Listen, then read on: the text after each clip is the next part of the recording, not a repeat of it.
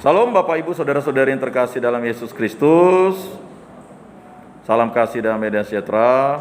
Berjumpa kembali dengan pendalaman kitab suci kita untuk pengurus-pengurus kategorial, penyuluh, pengurus DPP, pengurus WK, pengurus Bapakat, kemudian Satgas. Saya mengundang ada beberapa komunitas termasuk pengurus KMK, pengurus OMK, ya, kemudian juga pengurus lingkungan. Tetapi sekali lagi memang kondisi atau waktu, tapi saya berdoa dan yakin suatu saat kegiatan ini akan konsisten dan kita akan mulai keliling ke setiap paroki. Nah, paroki yang bersedia untuk minggu depan nih paroki Tanjung Hulu. Nah, kita posisi di Tanjung Hulu. Memang ini suatu ya anugerah lah, paroki Tanjung Hulu udah bersedia menjadi tuan rumah untuk kegiatan ini. Dia keliling nanti, ya.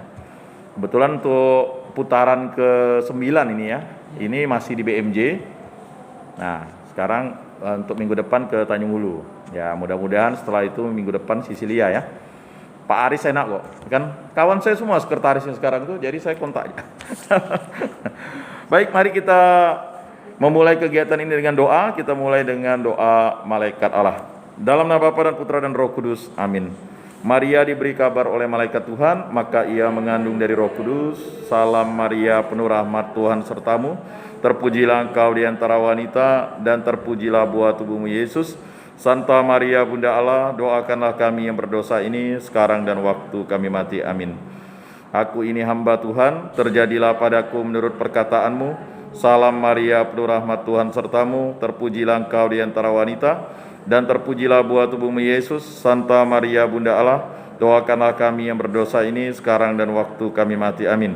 Sabda sudah menjadi daging dan tinggal di antara kita.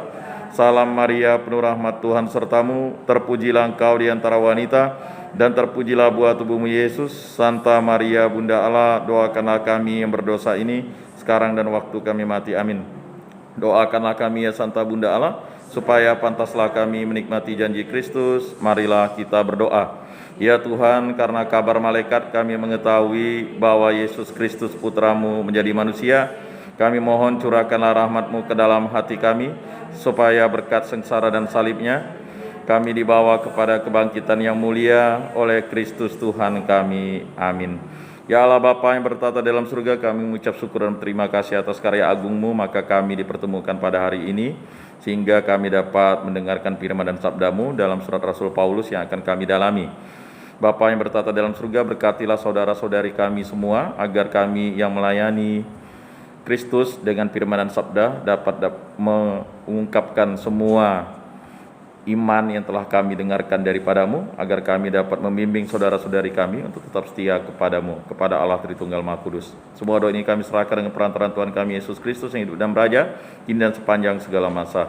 Amin. Dalam nama Bapa dan Putra dan Roh Kudus. Amin. Baik Bapak Ibu Saudara-saudari yang terkasih, kita akan melanjutkan pendalaman kitab suci kita. Ya, kita akan mendalami surat Rasul Paulus kepada jemaat di Efesus, kemudian surat Rasul Paulus kepada jemaat di Kolose, kemudian surat Rasul Paulus kepada Filemon. Nah, tadi Bu Elis sudah mempersiapkan diri, ya. Tadi agak keliru sedikit.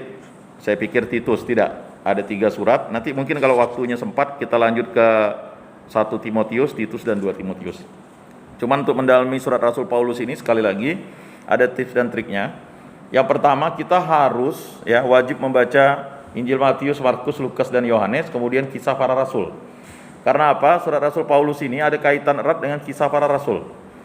Nah, kisah para rasul itu ditulis oleh Santo Lukas, sedangkan surat Rasul Paulus itu adalah otentik ditulis oleh Rasul Paulus atau Santo Paulus.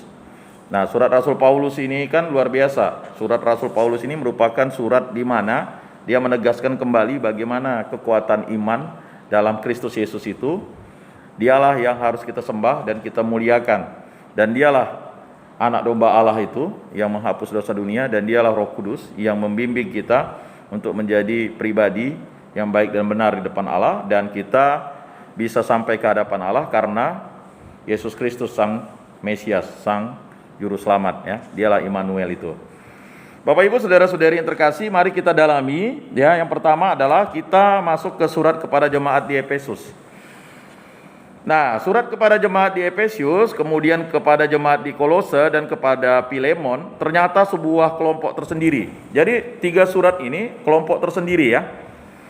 Ketiga karangan itu sangat erat hubungannya ya, baik Kolose bab 4 ayat 9 maupun Filemon bab 12 berkata tentang Onesimus yang mau dikirim Paulus ya. Kemudian Tikhikus ya, atau Tikhikus ya, disebut dalam Kolose bab 4 ayat 7 dan seterusnya, dan dalam Efesius bab 6 ayat 21 dan seterusnya. Kemudian teman-teman Paulus yang sama tampil dalam Kolose bab 4 ayat 10 sampai dengan ayat 14 ya. Dan dalam Filemon ya, kita bisa lihat juga bagaimana ya itu ditampilkan di ayat 23 sampai 24. Karena Filemon itu hanya satu bab saja ya. Kemudian ya, kita bisa lihat juga ya bagaimana ditinjau dari segi sastra dan dari segi ajaran ada banyak kesamaan antara Efesius dan Kolose. Jadi Efesius dan Kolose itu ada banyak kesamaan.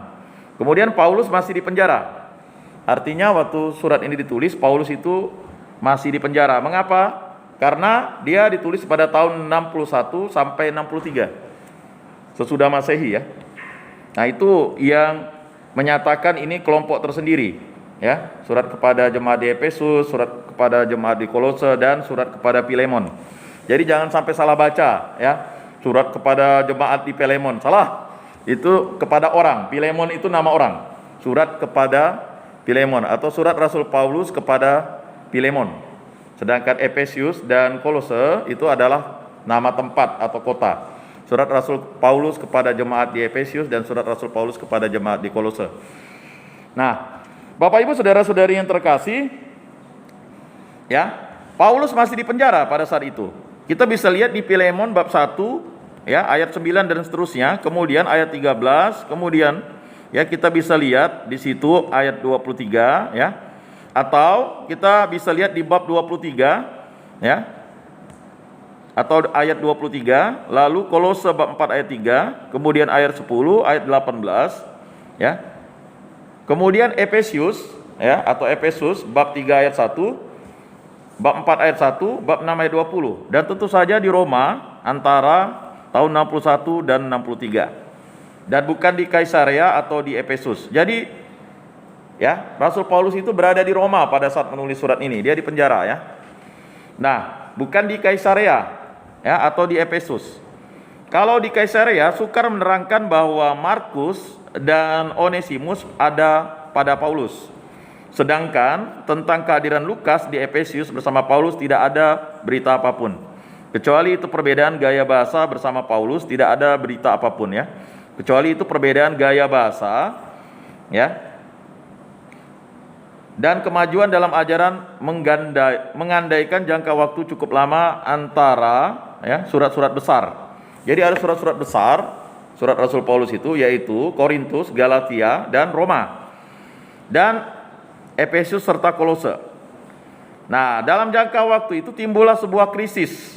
Ada suatu krisis. Nah, apa yang terjadi dengan manusia itu ada 3 krisis. Krisis yang pertama adalah yang disebut dengan krisis identitas. Ya. Krisis identitas itu akan mengakibatkan namanya krisis iman. Krisis iman itu krisis jati diri.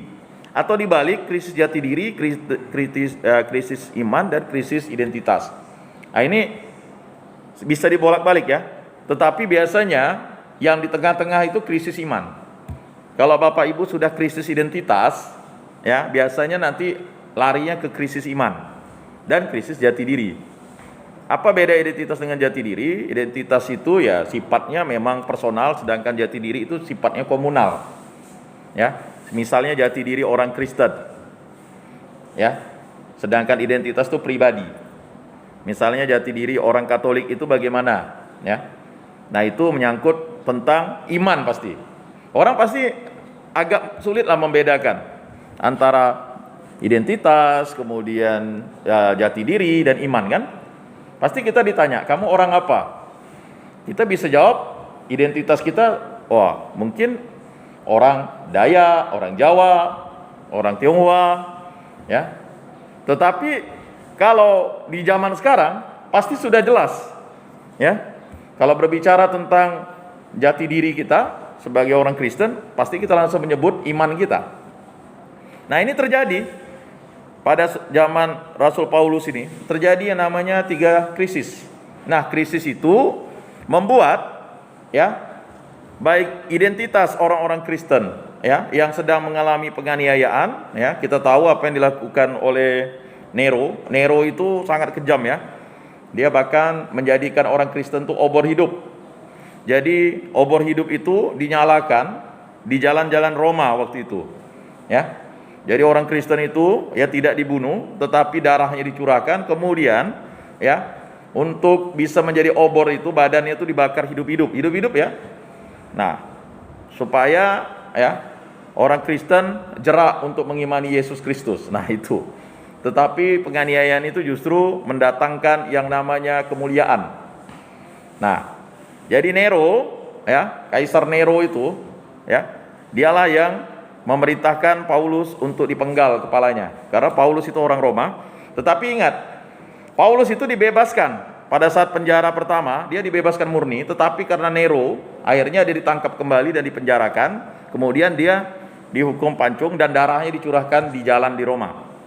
Ya, kalau Petrus dia disalib terbalik karena dia bukan orang Roma atau warga negaranya bukan Roma, dia orang Yahudi berkewarganegaraan, ya jelas lah dia warga negaranya pasti, ya dia orang Ibrani, ya, dan dia orang Yahudi, ya berarti dia disalib.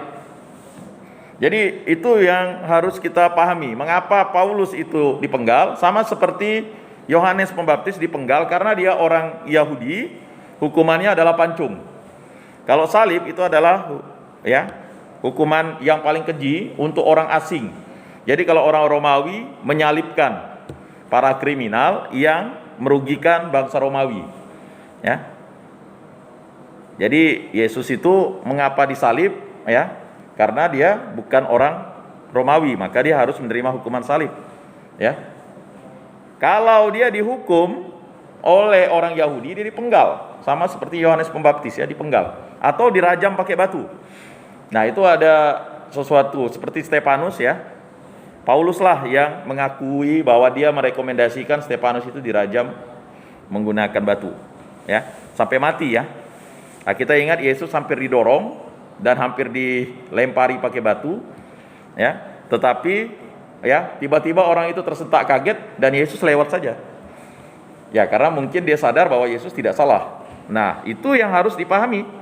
Jadi konsepsi dasar kita, ya, konsepsi dasar kita itu harus kita pahami.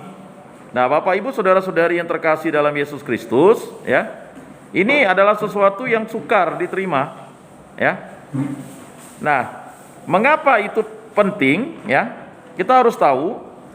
Nah, kita tahu perjalanan Paulus yang pertama itu, ya, Markus itu menyertai Paulus. Sedangkan perjalanan kedua, ketiga, ya, itu Lukas saja yang menyertainya. Karena terjadi yang namanya pertengkaran antara ya Paulus dengan Barnabas. Nah, Barnabas ini adalah rasul yang meyakinkan bahwa Paulus sudah bertobat kepada para rasul. Barnabas mempunyai keponaannya bernama, ya, Yohanes Markus. Nah, Yohanes Markus atau disebut Markus. Jadi Yohanes dalam perjanjian baru itu terkenal itu ada beberapa.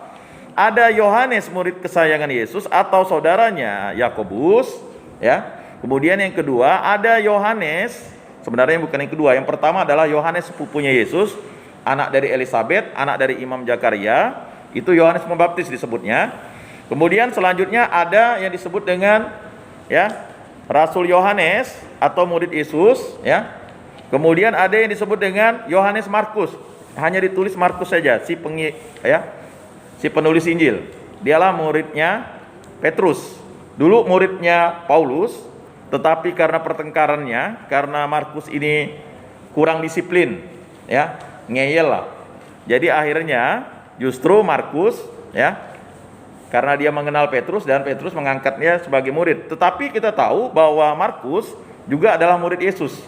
Artinya, ya, Markus dan Lukas ini sebenarnya murid Yesus, tetapi setelah perjalanan kerasulan dia mengikuti, ya. Markus jelas mengikuti Petrus, sedangkan Lukas mengikuti, ya, atau bersama-sama dengan Paulus. Nah, jadi seperti itu, ya. Jadi jangan disalah artikan, salah kaprahkan. Mengapa tulisan Markus kemarin sudah dijelaskan? Mengapa tulisan Markus itu otentik? Karena Markus menuliskan apa yang disampaikan oleh Yesus kepada Petrus dan para murid. Ya. Sama dengan Lukas. Mengapa Lukas otentik menulis Injilnya? Karena ya, Petrus itu dia mondok di tempatnya Petrus, ya. Mondok di tempatnya Petrus, ya. Jadi seperti itu.